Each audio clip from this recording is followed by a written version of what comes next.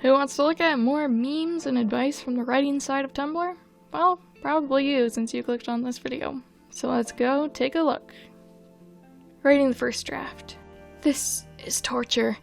Every word is like needles in the tips of my fingers. These hideous sentences taunt me. I am a fraud. I have never been coherent in my life. I should never have learned to read. Writing the second draft. I am the Michelangelo of words, and this is my David. The words flow from me like clear water from a mountain spring. I am kissing my muse with tongue. Me describing my character's outfits in extreme detail. Mwahaha, yes. Me writing anything else. Ooh, no. Me while world building. Has notebooks filled with history and geography and mythos, knows way more about the world than is even close to necessary. Me while describing any character's clothes. She is wearing a shirt and pants, okay? They are probably not the same color, but who cares? Assume the clothes are weather appropriate. Very good trope. Civilian is told, stay in the car while hero goes to confront villain. Hero gets in over their head and all seems disaster. Civilian crashes car into villain. Oh ho ho ho, but they stayed in the car. Yes, this is very good.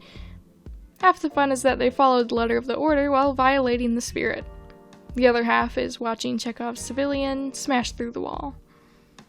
The sentiment of only I am allowed to misinterpret this character is hilarious. But my toxic trait is that I genuinely believe that my interpretations are, capital C, correct. You see, I can't have one singular headcanon for characters I like. I have to have multiple that oftentimes conflict with each other, and then I need to make multiple alternate universe stories to compensate for all these headcanons that I'm like, I can't hold all these lives. Do you ever read your own work like, yes, girl, get it? And then you're like, wait a minute. I did that.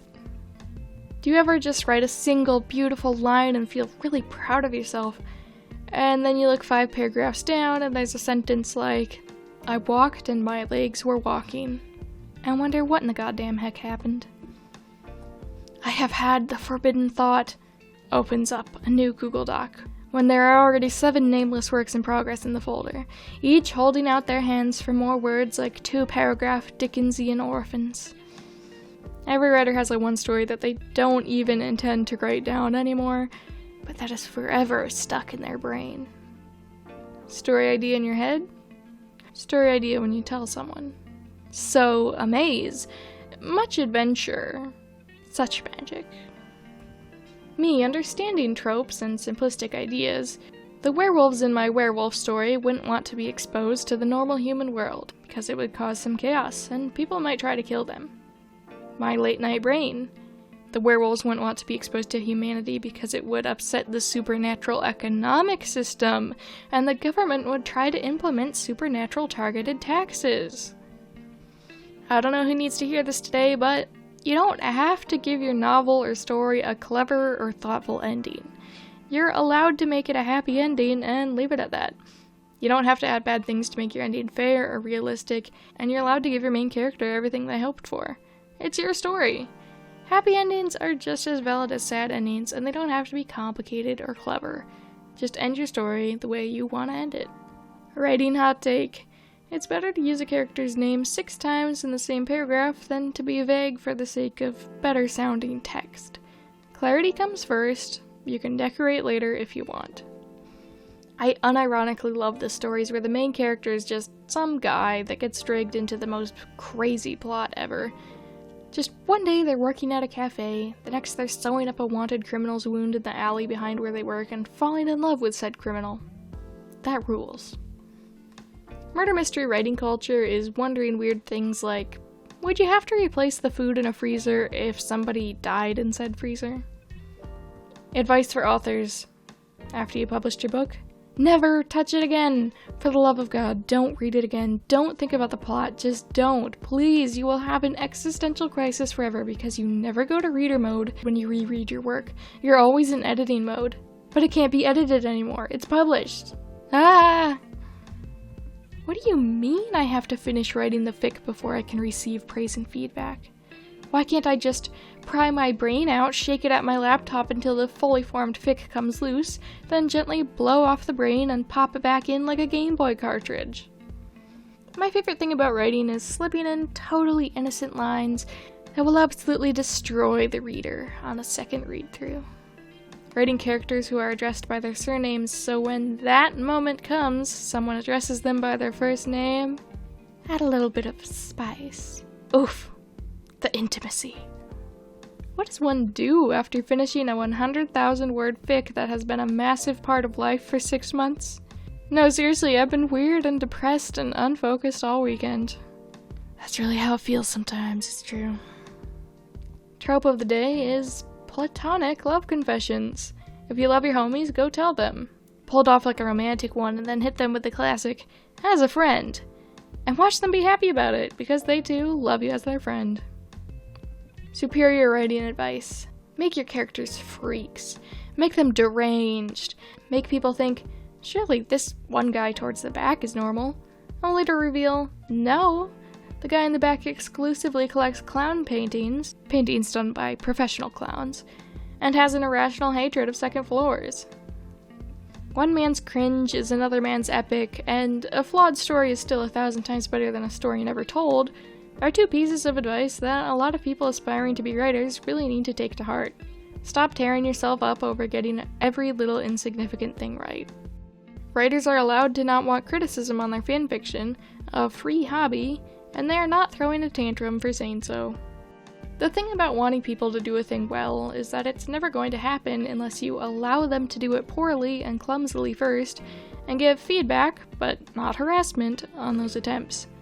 Which in fiction discourse specifically means that if you say, people should only handle this delicate topic if they can do it with perfect care and sensitivity, you're essentially saying people shouldn't handle the topic at all, because they won't do it perfectly the first time they try. Even if they have first-hand experience with the topic itself, translating that to a well-communicated story is its own skill that requires practice. What people think writing is fantastical world-building, epic adventures, twisting plots.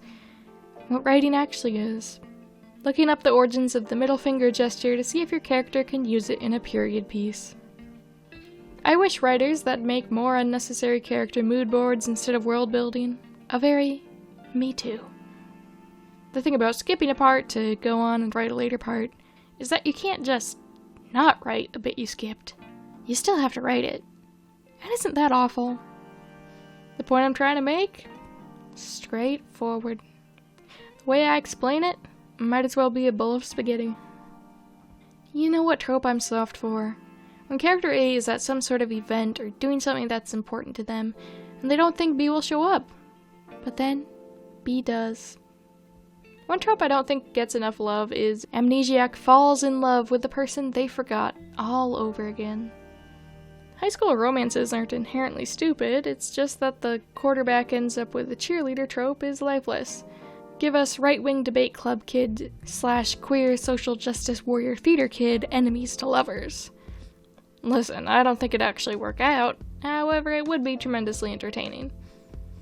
The best advice I can give for writers that are having trouble developing their stories is make a Word doc that contains a bunch of your thus far unused big ideas, character concepts, plot lines, themes you'd like to explore, etc., and just try mashing 2 or 3 of them together. At least for me, it's been a huge breakthrough. Not only does it allow me to potentially recycle instead of just throw away certain concepts, but by combining stuff more often, it functionally reduces the sheer number of stories I aim to tell ever so slightly. Not all of them are going to be winners, of course. Some ideas won't play nice, or others overshadow one another. But, real talk, this method has saved and perfected at least a half-dozen series I was unsure about how to develop. If I've learned anything, it's that you shouldn't be so eager to throw away your ideas. Throw them in the pot, let them simmer. Maybe it still won't be anything, but the right mix of ingredients are sure to make one heck of a meal. Writing is just random shower thoughts, existential crisis, writing 2 sentences, scrolling through Pinterest for half a day, crying, not writing for 3 weeks, more existential crisis, It's 3 a.m. and you're writing 2 chapters at once while on 8 cans of Red Bull. Panicky flipping through all of your notebooks and notebook apps and family trees for that one character's last name instead of just rereading your last chapter. Existential crisis. Shower thoughts. No amount of arguing with people complimenting your writing makes their compliments false. Just remember that. Thanks for watching, guys. I feel like maybe I accidentally reused some posts that I had in previous videos, so if that annoys you, I'm sorry, but you can ask my sister. I have the worst memory in the world.